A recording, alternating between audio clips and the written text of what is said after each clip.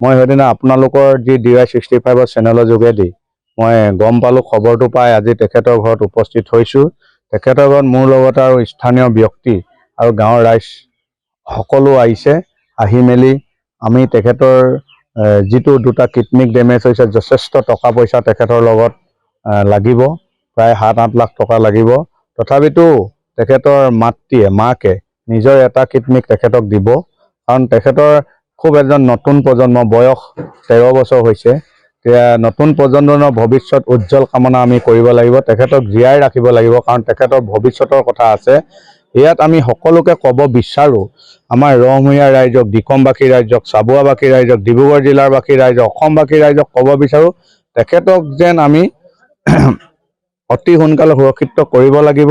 আমি তেখেতক এই কিডনিক দুটা আমি যিমান পাৰোঁ তেখেতক সুস্থ শৰীৰত ৰাখিব লাগিব, বদলি কৰিব লাগিব। যদিও আমি দুটা চেষ্টা কৰিম, যদি দুটা নোৱাৰোঁ এটা হ'লেও কৰি তেখেতক জীৱনটো সুৰক্ষা কৰিব লাগিব। মই ইয়াৰ কাৰণে 50,000 টকা দিছোঁ, লগতে আৰু কিমান পাৰোঁ মই চাম আৰু মই সহায় কৰিম। আৰু মোৰ সতীৰ্থবিলাককো কৈছোঁ, ৰঙমূৰীয়াবাসী ৰাইজক কৈছোঁ, দিকম অঞ্চলৰ ৰাইজক, ডিব্ৰুগড় জিলাৰ অসমবাসী ৰাইজক যি পাৰে দান বৰঙণি 1 টকা 2 টকা 10 টকা 100 টকা যিমান পাৰে তেখেতক সহায় সহযোগিতা আগবঢ়াব লাগে। আৰু তেখেতক আমি এনেকুৱা এজন নতুন প্ৰজন্ম যদি ল'ৰাক আমি নতুন এটা জীৱন দিব পাৰোঁ, আমি সুখী হৈছোঁ বুলি ক'ব বিচাৰোঁ।